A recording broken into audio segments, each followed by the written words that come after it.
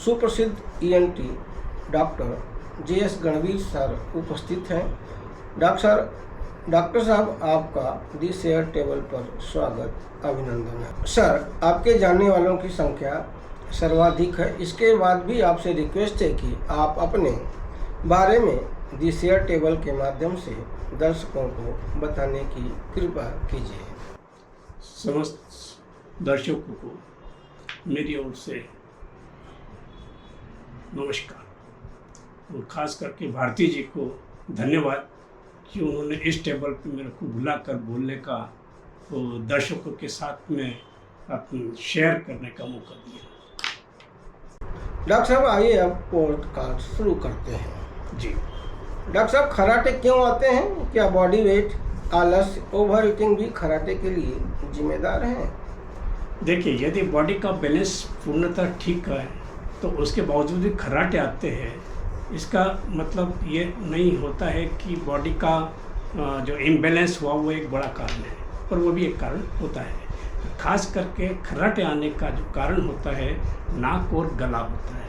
इसको इस ढंग से समझ सकते हैं कि हारमोनियम होता है या संगीत का कोई इंस्ट्रूमेंट होता है। हारमोनियम सब कोई जानते हैं, इसलिए मैं हारमोनियम का उदाहरण देना चाहूँगा कि उसके जितने बटन दबाए जाते हैं उसमें से यदि एक भी बटन ऊपर नीचे टूट जाता है, बैठ जाता है, तो हारमोनियम का जो आवाज़ है, म्यूज़िक है, वो इम्बैलेंस हो जाता है और सही म्यूज़िक नहीं निकलता है। उसी प्रकार नाक की जो हड्डी है, यदि वो ज़्यादा टेढ़ी हो जाए, उसी प्रकार अंदर इन्फिनिट टर्पिट होते हैं वो यदि बड़े हो जाए, फिर यदि हम नीचे साइड में आते हैं, गला जो जिसका बराबर साइज होना चाहिए वो छोटा हो जाए, जीभ पीछे की मोटी हो जाए, तो इस प्रकार के बहुत सारे कारण होते हैं जो नाक से मुंह से हवा जाने के टाइम पे रुकावट डालते हैं।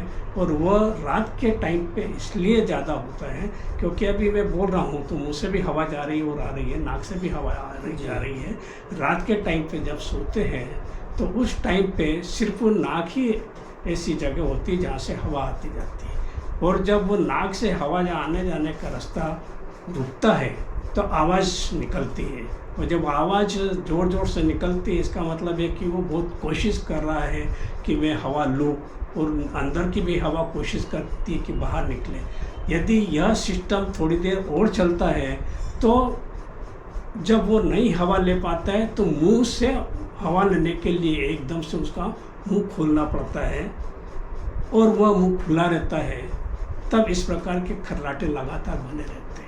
जी, आपने बहुत अच्छी जानकारी दी। ऐसा मेरे साथ भी जी अक्सर हो जाता है। इसमें एक बात और होती है भारती जी, यदि ये लगातार कई सालों से है, कई महीनों से है, तो बीच बीच में आप किसी को रात के टाइम पे बोलिए कि मेरे खर्राटे को देखते रहिए। यदि उन्होंने 1 घंटे देखा, इस बीच में यदि आपका श्वास बराबर है तो कोई बात नहीं, परंतु कभी कभी होता है कि 1 सेकंड, 2 सेकंड, 5 सेकंड, 10 सेकंड के लिए श्वास रुक जाती है, नाक से हवा आती है, न बाहर जाती है, न मुंह से हवा आती है, न बाहर जाती है। ऐसा लगता है कि श्वास रुक गई, इसको बोलते हैं स्लीप एपनिया। आजकल मेरे को जो जुकाम की वजह से ऐसा हो रहा है। जी ठीक है डॉक्टर साहब, अब आगे बढ़ते हैं। जी डॉक्टर साहब, आजकल फूड हैबिट खराब हुई है। जी ईएनटी कहीं न कहीं फूड हैबिट से संबंधित है। इस विषय पर आप दर्शकों को क्या सलाह देना चाहेंगे? ईएनटी यानी ईयर, नोज और थ्रोट। यस। तो थ्रोट ही तो एक ऐसी जगह है जहाँ से कि जितना भी भोजन लेते हैं वो जाता है, मुंह से जाता है, थ्रोट से जाता है, तो मुख्य पार्ट है, तो मुख्य पार्ट है भोजन का। यदि यहाँ से ही शुरुआत से ही यदि हमारा भोजन का पार्ट यदि सही नहीं जाए, उसकी क्वांटिटी सही नहीं जाए, आवश्यकता अनिवार्यता के अनुसार सही नहीं जाए, तो इम्बैलेंस तो होना है। और जब इम्बैलेंस होगा तो बॉडी के अंदर भी इम्बैलेंस होगा। 5 बीमारियां, सबसे बड़ी 5 बीमारियां जो है उसमें से ईएनटी भी एक 5वें नंबर की सबसे बड़ी बीमारी है।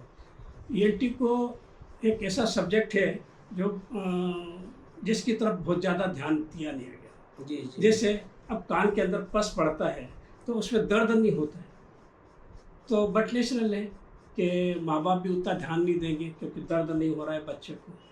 टॉन्सिल होते हैं तो टॉन्सिल कोई इमरजेंसी वाली बात नहीं है, टॉन्सिलाइटिस तो साधारण उसका इलाज करके माँ बाप भी ध्यान नहीं देते हैं। सर्दी हो रही है तो इसमें इमरजेंसी नहीं है। परंतु ये दोनों तीनों ऐसी खतरनाक चीज़ें हैं कि यदि ध्यान नहीं दिया गया तो ये बड़ी बीमारी का कारण हो सकता है। इसमें से हार्ट अटैक भी एक है, कैंसर भी एक है, वर्टाइगो जैसी बीमारी भी, मीनियस बीमारी जैसी भी एक है, जिसके ऊपर कोई भी ध्यान नहीं देता है। इसका मतलब ये हुआ कि टॉन्सिल भी जो है, टॉन्सिल कैंसर का भी एक कारण बन सकता है। टॉन्सिल कैंसर का कारण नहीं बनेगा बड़ा, उसका बड़ा कारण है हार्ट अटैक। आपने देखा होगा, गरीब आदमी होता है, वह दाल रोटी खाता है, चट्टी रोटी खाता है, ज़्यादा घी नहीं खाता है, ज़्यादा तेल नहीं खाता है, ज़्यादा वेज या नॉन वेज बहुत आराम से ज़िंदगी खाता नहीं है, इसलिए मोटा ताज़ा भी नहीं होता है, चर्बी नहीं बढ़ती है। जी जी। वो मेहनत करता है, पर उसको जब देखो बचपन से टॉन्सिल होते रहते, गला खराब होते रहते, इलाज होते रहता है। टॉन्सिल में जब भी होता है तो उसका जो लेयर होता है टॉन्सिल का, उसका जो टिश्यू होता है वो हार्ट के ऊपर की लेयर के टिश्यू से मिलता जुलता है, कोलिजियन टिश्यू से मिलता जुलता है। डॉक्टर साहब, आपने बहुत अच्छी बात बताई टॉन्सिल के बारे में, ठीक है। आप पूछते रहिए, जितना मेरे को आएगा बता। अब एक सवाल और बनता है, जैसा कि लोग बोलते हैं कि ईएनटी हाइजीन की बहुत सारी बातें होती रहती है और आम आदमी समझ नहीं पाता ईएनटी हाइजीन है क्या। तो आप इस बारे में कुछ बता सकते हैं? भारती जी, एक बात समझ में नहीं आई है, ये क्वेश्चन अभी तक डॉक्टर भी नहीं समझ पाए, जनरल पब्लिक भी नहीं समझ पाई, और आपने बहुत महत्वपूर्ण क्वेश्चन पूछा। ईएनटी ही एक ऐसा पोर्शन है जो शरीर का निग्लेक्टेड भाग है। आपने देखा होगा, महिलाएं अपने शरीर को बनाने के लिए, सुंदर बनाने के लिए चेहरा ये वो सब की तरफ ध्यान देगी, नाक की तरफ ज़्यादा ध्यान देगी, होठ की तरफ देगी, आदमी अपने मसल्स की तरफ ध्यान देगा। जी बिल्कुल। यंग लोग अपने बालों की तरफ ध्यान देंगे। और स्वास्थ्य की दृष्टि से भी देखें तो आजकल खाने के ऊपर अवश्य सब ध्यान देते हैं कि भाई ये खाना चाहिए, वो नहीं खाना चाहिए, ये सब भोजन करो, इसके ऊपर बहुत आता है। आप पहले ऐसे व्यक्ति हो, मैं तारीफ करूँगा आपकी कि आपने एक अनछुए विषय को पकड़ लिया, और एक बहुत बड़ा कारण है बीमारी का। नाक की बात बताता हूँ। हम जब भी निकलते हैं कहीं से, हमारा देश, हमारा शहर, हमारा कोई भी भाग ऐसा नहीं बचा हुआ है जो कि धूल धंकड़ से भरा न हो। तो हम कभी भी जाते हैं तो अपने नाक को पकड़ते नहीं, पकड़ते, मैं भी नहीं पकड़ता, क्योंकि हमारे कल्चर में नहीं आया है। कई रुमाल लगाते, मास्क लगाते, नहीं लगाते। दूसरा, हम मुंह के अंदर जो सलाइवा सुबह सुबह के टाइम पे जो रहता है, अधिकांश सब जाके ब्रश करते थूक देते हैं, वो जो रात का सलाइवा जो जमा होता है वो उपयोगी होता है। जी जी बिल्कुल। तो पानी पी लेना चाहिए, उसके बाद फिर आप ब्रश करिए। अब बात हुई पानी की, तो पानी कौन सा पानी पीना चाहिए? जो नॉर्मल पानी है पीना चाहिए कि गर्म गुनगुना पानी पीना चाहिए या ठंडा पानी पीना चाहिए? देखिए, नॉर्मल पानी ही ज़्यादा उपयोगी है। आजकल जिस प्रकार से ट्यूबवेल का पानी आता है या फिर अपने नर्मदा का पानी आता है इंदौर में, और अन्य जगह पे भी सरकार के द्वारा, म्यूनसिपल कॉरपोरेशन के द्वारा पानी साफ करके भेजा जाता है, ये नॉर्मल पानी ज़्यादा उपयोगी है। अलग से स्पेशल पानी जैसे बिस्लरी है, ये तो मजबूरी है आपकी अपनी कि अपन कहीं जा रहे हैं तो अपन किसी एकदम कहीं का पानी पी रहे हैं तो अपने को नहीं मालूम, इसलिए बिस्लरी का पानी पीना अपनी मजबूरी है। अदरवाइज उसको नियमित रूप से पीना कोई आवश्यक नहीं। कई लोग बताते हैं कि सुबह उठने के बाद कुनकुना पानी पीना चाहिए, तो क्या ये कुनकुना पानी पीना चाहिए या जो है जस्ट नॉर्मल पानी पीना चाहिए? सुबह के टाइम पे उठकर अधिकांश जैसे प्यास लगती है, मुंह सूखा रहता है, तो इच्छा तो होती है कि एकदम जास के मटके का पानी पी लो। और आज के समय जैसे गर्मी का समय है तो लोग पीते ही हैं, परंतु वो गलत है।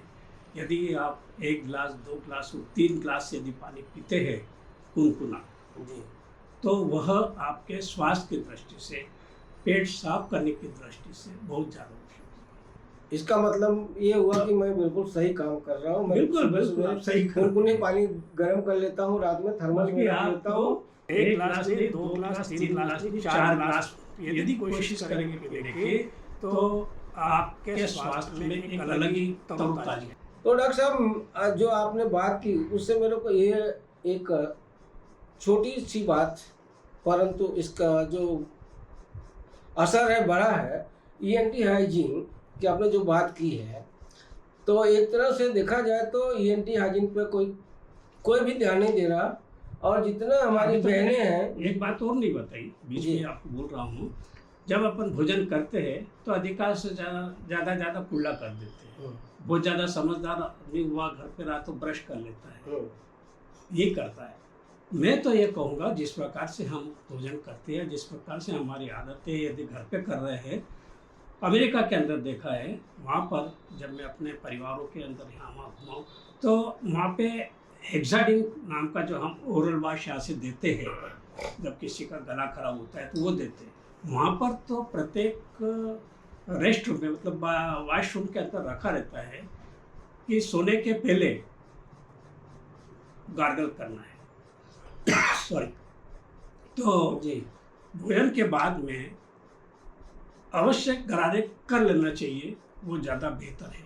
इससे फ़ायदा ये होगा कि यदि आपका कोई इन्फेक्टेड पार्ट भी यदि खाने पीने में गया है तो वो आपकी सुरक्षा करेगा। सर आप चिकित्सा क्षेत्र में कई वर्षों से, क्या दशकों से हैं? मेरे को 40 साल से ज़्यादा हो गया। तो इस दौरान आपका कोई ऐसा मरीज रहा हो जो आपको अभी तक याद हो, भूला नहीं हो, ऐसा कोई मरीज हो वो तो जिसके बारे में बता सकते हैं तो आप शेयर करिए। मेरे को बस्तर का ख्याल आ रहा है। यहाँ पे तो अब यदि चोट लगती है, हेड इंजरी होती है तो सीटी स्कैन है, बहुत सारी सुविधा है। वहाँ पे तो एक ऐसा हेड इंजरी का केस आया था जिसके सिर के अंदर छोटा, जैसे अभी अपने यहाँ पे कुल्हाड़ी बोलते हैं, तो वहाँ पे छोटी सी पतली सी इस प्रकार की कुल्हाड़ी रहती है, वो फंसी हुई थी, वो निकली हुई थी।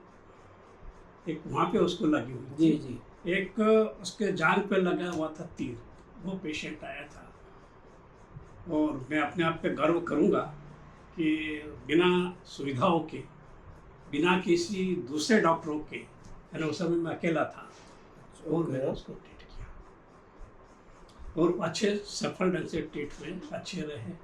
हेड इंजरी और तीर लगा हुआ, तीर तो बहुत खतरनाक होता है और कुल्हाड़ी भी काफ़ी खतरनाक है। जबकि उस समय MBBS किए हुए मेरे को शायद 1 या 1.5 साल ही हुआ था। मतलब ये आपके लाइफ का सबसे यादगार मरीज है और आपके जीवन का सबसे यादगार जो है लम्हे हैं ये। और उस समय ज़्यादा याद नहीं था ये, आज का दौर देख रहा हूँ तब ज़्यादा याद आ रहा है कि जैसे हेड इंजरी होती है तो वैसे ही सबसे पहले CT स्कैन के लिए या MRI के लिए भेजा जाता है जी, उसके बाद में इलाज चालू होता है। डॉक्टर साहब आइए, एक DNS का नाम सुनने में आता है। हाँ, मैं तो आपको पता है मैं चिकित्सा डॉक्टर की फील्ड से नहीं हूँ, लेकिन थोड़ी बहुत जानकारी रख लेता हूँ। तो DNS क्या है? यदि DNS की परिभाषा बोले तो डिवेटेड नेजल सेप्टम, ये बीच का जो अंदर का भाग होता है, नाक तो ऊपर से दिख रही है पर अंदर जो है हड्डी तो यही तक की होती है, जिसके बाद में सेप्टल पार्ट होता है जो सिर पर थोड़ा सा दिखता है, परंतु इस प्रकार से अंदर होता है। अब यदि ये इस प्रकार से हो जाए और कोई तकलीफ देता है तब डॉक्टर के पास जाता है और डॉक्टर डायग्नोसिस करता है कि DNS है। यदि थोड़ा सा पढ़ा लिखा आदमी होता है तो उसको बोलते हैं, नहीं तो साधारण भाषा में बोलते हैं कि नाक की हड्डी टेढ़ी है। इसकी तरफ डॉक्टर भी तब तक ध्यान नहीं देता है या वो उसके ऊपर ज़्यादा फोर्स नहीं करता है जब तक कि पेशेंट को कोई तकलीफ नहीं होती। यदि DNS है और आपको कोई तकलीफ नहीं तो डॉक्टर कुछ नहीं बोलते, ज़्यादा ही बोलेगा कि आगे पीछे तकलीफ होगी, ऑपरेशन कराना पड़ सकता है। परंतु यदि तकलीफ है तो डॉक्टर फोर्सफुली बोलेगा कि ये नाक की हड्डी टेढ़ी है, इसके कारण से तकलीफ हो रही है, इसका ऑपरेशन करवाना। मतलब अगर DNS की प्रॉब्लम हो गई है, आपको दर्द दे रहा है, तकलीफ दे रहा है, तो उस स्थिति में ऑपरेशन कराना जरूरी हो जाए। कहते हैं कि योगा जो है नाक कान गला के रोगों में भी फायदेमंद होता है, तो क्या यह सच है? योग एक ऐसी विद्या है, पिछले 4000 साल 3000 साल पहले से, कि ये अपने शरीर के, मैं कोई बहुत बड़ा जानकार नहीं हूँ योग का, पर जितना भी पढ़ा हूँ समझा हूँ और बुद्ध को समझा हूँ, बुद्ध को जाना हूँ, मैं उनके किताब में जो भी थोड़ा बहुत पढ़ा हूँ, उसमें सिर से लेके पैर तक के एक एक नस, एक एक ब्लड सप्लाई, एक एक नर्व एंडिंग तक के ज्ञान का, उसको इलाज के बारे में जानकारी है। भले मैंने सब किताबें नहीं पढ़ी, पर परसों के दिन ही मेरे एक दोस्त आए थे जो काफ़ी गहरी स्टडी करते रहते, वही बता रहे थे कि सर मैं इतना पढ़ा हूँ, देखा हूँ, तो बुद्ध के जो जानकारी है प्रत्येक नस की जानकारी है, जी जहाँ जहाँ पे बीमारी होती उसकी जानकारी है। तो योग ऊपर शरीर बालों से लेकर नीचे तक के अपने शरीर के भाग को प्रभावित करती है, तो नाक कान गले को भी प्रभावित करती है। नाक का लोम विलोम आजकल हर कोई बोलता है, वल्सेलवा जो होता है मुंह फुलाते हैं, कान के अंदर का होता है, थायराइड का होता है मुंह खोलकर, तो ये योग का ही तो हिस्सा है। डॉक्टर साहब, आजकल पिज्ज़ा, बर्गर, जिसको हम फास्ट फूड कह रहे हैं, अल्कोहल, तंबाकू, गुटखा, ईएनटी को कैसे डैमेज कर रहे हैं? सुनने में आ रहा है ना कि ये सारी चीज़ें हमारे नाक कान गला यानी हमारे पेट तक को खराब कर रहे हैं, हमारे स्वास्थ्य के लिए खराब कर रहे हैं। तो कृपया दर्शकों को समझाइए कि ये फास्ट फूड कितना हानिकारक है और इसे कैसे बचा जा सकता है। अल्कोहल के बारे में तो हर कोई बोलता है, दारू पीना अच्छा है या बुरा है, तो उसके लिए ज़्यादा एक हमारे गुरुजी है, वो हमेशा बोला करते थे, तो बोले गणवीर सिंह को 2 पैक किए ना तो कोई फर्क नहीं पड़ता है, और इससे ज़्यादा यदि लिए तो नुकसान है। 2 पैक लिए तो ऐसे एपिटाइजर काम होता है। तो सचमुच में मैंने बहुत कई लोगों को देखा है कि उनको कोई नुकसान नहीं होता है। पर तमाकू, जो गांव के अंदर तम्बाकू खाने वाले लोग जब आते हैं तो देख कर दुखी होते हैं, शहर के भी खाने वाले आते हैं तो दुखी होते हैं। मेरे पास में हफ्ते में 2-3 केस तो आ ही जाते हैं जिनका ल्यूकोप्लेकिया होता है। ल्यूकोप्लेकिया मतलब वो तम्बाकू का सेवन कर रहा है, भले रख रहा है या स्मोकिंग कर रहा है। उनको एक बात तो अवश्य बोलता हूँ, अब मेरे को भला बुरा बोलने में या डांट के, बुरा का मतलब डांट कर बोलने में अब शर्म नहीं आती, डर भी नहीं लगता, पेशेंट आए नहीं आए, उनको ये बोलता हूँ कि यार अगले टाइम पे यदि तुम तम्बाकू खा के आए या तुमने तम्बाकू नहीं छोड़ी तो तुमको यहाँ से उठा के फेंक दूंगा। वो डराने के लिए ये भी बोल देता हूँ कि मैं कई लोगों को यहाँ से फेंक भी चुका हूँ जो तुम मेरी बात को नहीं सुने। मैं उसको प्रेम से बोलता हूँ, क्या तुम्हारी बेटी है क्या छोटी सी 8-10 साल की, जी का वो हो या 4-5 साल की, तो उनको ले आना, तो बच्चे को तुम्हारे पीछे लगा दूंगा तम्बाकू छोड़ने, क्योंकि बीबी के तो सुनते नहीं होंगे, माँ बाप की भी सुनते नहीं होंगे, तो बेटी बची है जो तुमको सुधार सकती है। तो मैं अच्छी बात यह है कि जितने भी पेशेंट आए मेरे पास में 99% ने मान लिया है। सिर्फ एक कानपुर का वाजपेयी है, नाम इसलिए ले रहा हूँ कि वो 10 साल से अपने आप को बचा लिया शुरुआत से। उसकी पोजीशन इस प्रकार से आ गई थी कि मल्टीप्लाई हो सकता था, खेल सकता था, जिसे बोल सकते हैं, उसने अपने आप को बचा लिया। तो तारीफ़ काबिल भी है एक तरह से। खूब गुटखा खाता, अब बाद में मालूम पड़ा कि नहीं साहब मैं एक बार तो अभी भी खाता हूँ, तो मैंने कहा पता नहीं, तो बोले सर अपने छोड़ दो।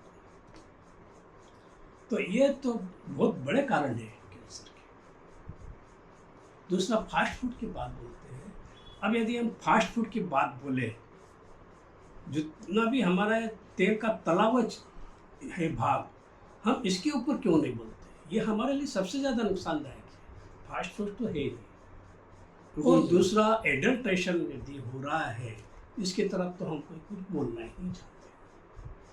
आज से यदि 40-50 साल पहले की बात बोलते तो उतना एडल्ट्रेशन नहीं था जितना कि आज है। अब तो खेतों में भी किसान लोग भी केमिकल डाले लोग। जी जी बिल्कुल।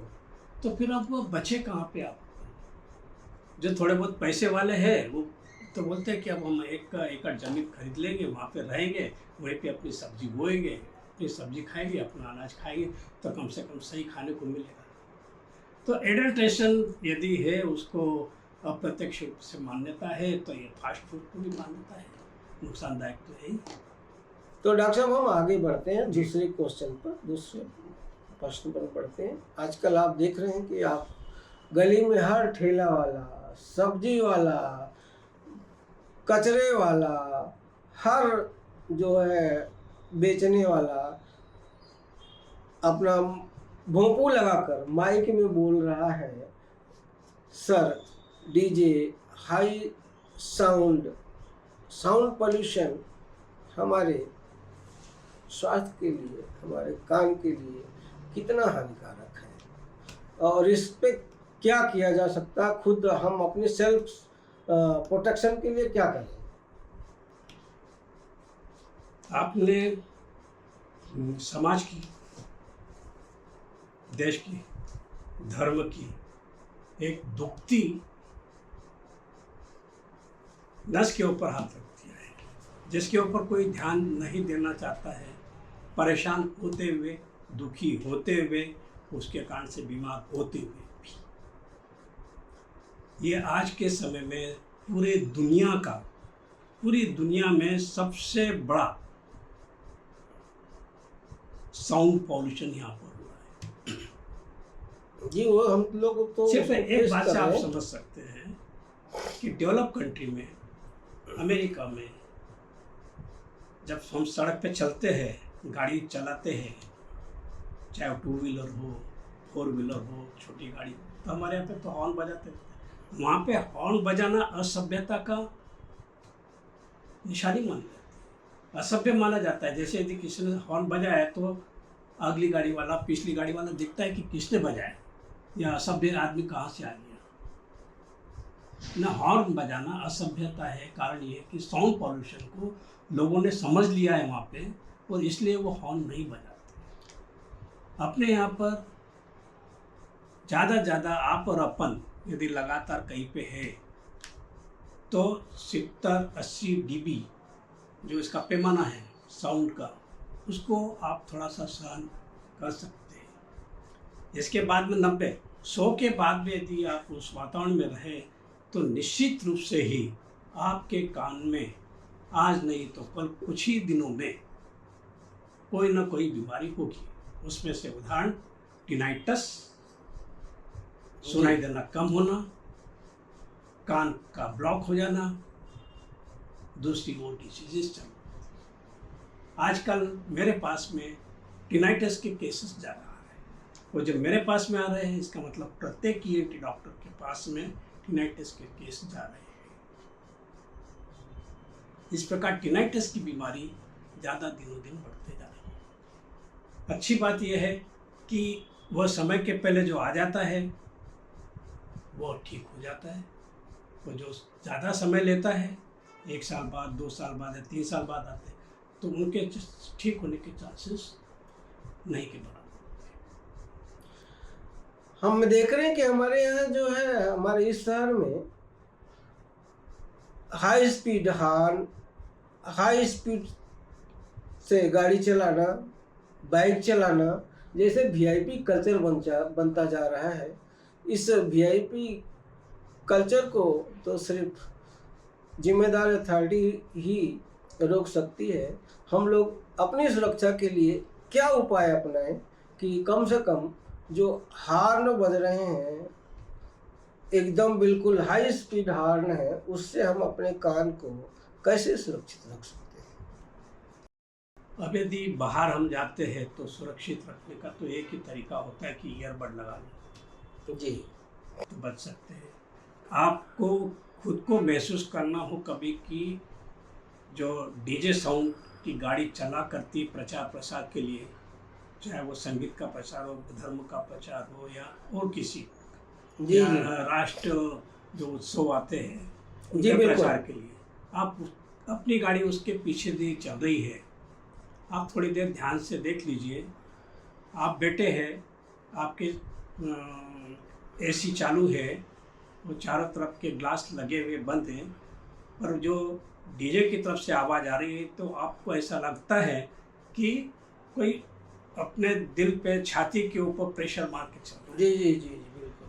जब वो उस विंड स्क्रीन के प्रेशर को भी क्रॉस करके यदि वो साउंड आ रही है, साउंड का प्रेशर यहाँ पे आ रहा है, तो सोचिए कि आपके दिमाग में क्या प्रेशर पड़ रहा है। कई बार तो ऐसा लगता है जैसे सांस लेने में तकलीफ होने लगती है। वो लगे दिमाग के ऊपर जो बड़ा प्रभाव पड़ रहा है, दिमाग मुक्त हो रहा है, मानसिक रूप से आप बीमार हो रहे हैं मानसिक रूप से। अब हमारा घर सड़क के किनारे ही है, ये इस कॉलोनी का आप ये समझ लीजिए कि हाईवे आज की तारीख में हो गया है, और मेन रोड है। ये डीजे जो चलता है ना, बारात, आजकल बारात में डीजे तो एकदम फैशन हो गया है, और भले ही जैसी स्थिति हो लेकिन डीजे के बिना वो हाई साउंड डीजे होता है। जब डीजे निकलता है, बारात निकलती है, तो आपने भी अनुभव किया होगा कि जो हमारे घर के दरवाजे हैं, खिड़कियां हैं, वो बजने लगते हैं जैसे मालूम होता हाल बज रहे हैं, भूकंप हो रहे हैं। भूकंप आया ऐसा लगता है। ऐसी स्थिति से हम क्या कर सकते हैं? पर ये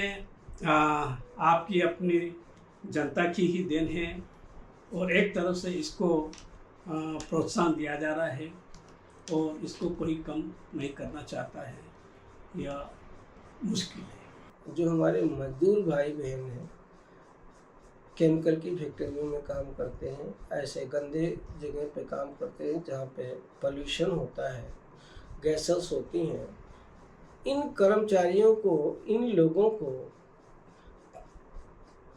क्या क्या सुरक्षा करनी चाहिए अपने स्तर पर कि इनके जो नाक कान गला है, इनकी नाक कान गला सुरक्षित रहें और ये अपने रोजी रोजगार भी करते रहें। ऐसे सरकारी नियम है केंद्र शासन के, राज्य शासन के, जहाँ पे भी जिस प्रकार की फैक्ट्री होती है और यदि उस प्रकार का वहाँ पे पॉल्यूशन होता है तो उस पॉल्यूशन से बचने के लिए उस प्रकार के साधन उपलब्ध कराए जाने चाहिए। इसकी सुविधा न सरकार करवाती है, न फैक्ट्री करवाती है। जो कुछ अच्छी फैक्ट्रियाँ होती है, जो आइडियल फैक्ट्री वाले होते हैं, वो अवश्य कुछ ना कुछ किसी सीमा तक अपने सुविधा देते हैं। अब जैसे साधारण सा उदाहरण देता हूँ कि हम कितने अपने आप को इस मामले में विश्व गुरु कह सकते हैं या आर्थिक प्रगति कह सकते हैं। यहाँ की जो गटर लाइन चेम्बर जो 8-10 फीट घेरे रहते हैं, या कुएं जिसको हम साफ करने के लिए, तो वहाँ पे पूरी सुविधाओं के साथ में उतरने का रहता है, गैस से बचने की सुविधा के साथ में उतरने का रहता है, पर यानी पूरे 50 साल से मरे जा रहे हैं, इसकी कोई सुविधा नहीं। फैक्ट्रियों के अंदर जहाँ पे गैस निकलती है, जहाँ क्लोरीन गैस, डस्ट, तो वहाँ पे मास्क दिए जाना चाहिए। जहाँ पे साउंड पॉल्यूशन ज़्यादा है तो वहाँ पे ईयर पैक रहते हैं, वो दिए जाना चाहिए। जहाँ पे गैस नाक से निकलती है, संभावना रहती है, जिस किसी समय यहाँ पे भोपाल में हुआ था काम, जी जी, जैसे अमलई के अंदर जब हम थे, वहाँ पे एक पेपर मिल था, तो वहाँ पे सुबह के टाइम पे यदि आपने रात के टाइम पे यदि कोई कागज़ रखा है इतना बड़ा पत्थर रख के, तो सुबह के टाइम पे देखो तो डस्ट काफ़ी जमा हो जाती थी। इसका मतलब वो दिन के टाइम पे हम कितनी डस्ट नाक के द्वारा ले चुके होते हैं। तो ऐसे टाइम पे गीला कपड़ा अवश्य लगा लेना चाहिए, या गीला रुमाल, गीला मास्क। सर आगे बढ़ते हैं जी। बात हुई पोल्यूशन की, बात हुई साउंड की, बात हुई हॉर्न की, बात हुई हाई स्पीड साउंड की, पोल्यूशन की। तो जिन लोगों का प्रोफेशन ही बोलना है, वो लोग अपने गले की सुरक्षा कैसे कर सकते हैं? बोलने वाले को, खास करके जो गायक होते हैं, उनको हाई पिच एकदम आवाज़ ले जाना पड़ता है, लो पिच आवाज़ ले जाना पड़ता है। तो इन लोगों को अधिकांश वो खुद भी जानते हैं, और उनके खुद के ऑडियोलॉजिस्ट जो वॉइस वाले, स्पीच थेरेपी वाले, उनके स्पेशलिस्ट होते हैं, वो बताते हैं कि उस टाइम पर आपको किस प्रकार से बजाना है। तो जो बोलने वाले हैं, जैसे अभी अपन भी बोल रहे हैं, तो बीच बीच में अपने को पानी पी लेना चाहिए। सर मैं बीच में रोकना चाहूँगा, गर्म पानी पीना चाहिए या हल्का पानी गर्म गुनगुना? ही पानी, और ज़्यादा नहीं, पूरा गिलास पीना ऐसा नहीं, एक घुट पी लिया। कहते हैं बोलते समय ठंडा पानी पीने से गला खराब हो जाता है, जाम हो जाता है, ऐसा भी कुछ होता है गर्म क्या? पानी अभी आज के समय में तो ये जो ठंडा पानी है ये तो गर्मी के दिनों में भी नहीं पीना चाहिए। सर सवाल तो बहुत है, लेकिन मैं एक सवाल आपसे विशेष रूप से पूछना चाहूँगा। आप डॉक्टर हैं, डॉक्टर क्षेत्र में आपका नाम है, चिकित्सा सेवा को आप समर्पित हैं। इसके बाद भी आप आर्थिक मुद्दों के ऊपर एक किताब लिखे हैं, उसके बारे में थोड़ी सी संक्षिप्त जानकारी दें तो अच्छा रहेगा। कोई बहुत बड़ी बात नहीं बोलना चाहूँगा, परंतु जिस प्रकार से मैंने अपना बचपन देखा, फिर बचपन से उठ के बाल अवस्था युवा अवस्था देखी, और जिस प्रकार से मैं स्टेप बाय स्टेप यहाँ तक आया, तो ये कोई बहुत बड़ा काम नहीं किया। परंतु यदि बचपन में ही कुछ गाइडलाइन यदि मिल जाती तो शायद हो सकता था कि और कुछ कर सकते थे। तो इसी को ध्यान में, यानी बचपन से वो ध्यान में था, करते रहे, तो बहुजन समाज की जो स्थिति बनी है और आज भी है, वो भविष्य में भी रहेगी, उस कारण को समझा, उसी कारण को दूर करने का तरीका भी समझा, और उसी को मैंने उस पुस्तक के अंदर उतारने की कोशिश की। आपने अपने जीवन का अनुभव इस पुस्तक में दिया, कुल मिला के कैसे हम आर्थिक उन्नति कर सकते हैं। मैं कोई बहुत बड़ी बात तो नहीं बोलता हूँ, परंतु उस विषय पे यदि कोई समझना चाहे, सोचे, बैठे, सुने, यदि उसमें से थोड़ा सा भी एक वाक्य यदि उनके दिमाग में बैठ जाए तो शायद लाइफ टर्न होती है, टर्निंग पॉइंट बन सकता है। ठीक है डॉक्टर साहब, मैं समझता हूँ कि हमारे जो डॉक्टर साहब, आप आखिर में इम्यूनिटी जो होती है जीवन के लिए बहुत उपयोगी है, तो उसको बढ़ाने के लिए क्या उपाय किए जा सकते हैं, बिल्कुल संक्षिप्त में बता दीजिए। इम्यूनिटी पूरे शरीर की। हाँ जी। आज के समय में आपने जो बोला इम्यूनिटी, अभी जी आपने थोड़ी देर पहले ही उसका इलाज भी बता दिया था, योग जी। थोड़ी देर पहले फिर अपन ने बात भी कर ली थी खाने पीना। यदि आपका खाना पीना, भले आप थोड़ा सा ही खा रहे, जैसे अभी आपने कभी ज्वार की रोटी खाई होगी, आज ज्वार की रोटी ज़्यादा स्वस्थकारी है बजाय गेहूँ की। उस समय तक ग्लूटीन नहीं मालूम था तो गेहूँ ज़्यादा खा रहे थे। तो ये जो आवश्यक चीज़ें, हरी साग सब्जी, अब यदि हरी साग सब्जी नहीं खाएंगे तो आपकी इम्यूनिटी को कम करेगा। प्रोटीन यदि आप आवश्यकता अनुसार, जैसे जवानी में, बचपन में प्रोटीन नहीं खाओगे, आप बुढ़ापे में प्रोटीन खाओगे तो वो आपको कमजोर करेगा। तो ऐसी चीज़ समय के अनुसार जो आवश्यक है वो लेना जरूरी है, वो आपकी इम्यूनिटी को बढ़ाता है। डॉक्टर साहब, आपने बहुत अच्छी जानकारी दी। मुझे लगता है, मुझे विश्वास भी है कि हमारे दर्शकों के जीवन में उपयोगी साबित होगी। दर्शकों, आपने यह पॉडकास्ट आखिर तक सुना, देखा, सुना और समझा है, इसके लिए आपका आभार ज्ञापित करता हूँ। दर्शकों, आप ये 2 काम तुरंत कर लीजिए। चैनल को सब्सक्राइब कर लीजिए। आपका एक सब्सक्रिप्शन चैनल के लिए काफ़ी मददगार साबित हो सकता है। दूसरा काम ये कर लीजिए कि डॉक्टर साहब की आज की जो हमारी विशेष चर्चा थी, विशेष वार्ता हुई है, जो विशेष पॉडकास्ट हुआ है, कम से कम यह पॉडकास्ट 5 लोगों को शेयर कर दीजिए। आपका शेयर किसी के जीवन में बदलाव ला सकता है। आप सभी का धन्यवाद। धन्यवाद साथियों, भारती जी को विशेष धन्यवाद, इस चैनल को विशेष धन्यवाद।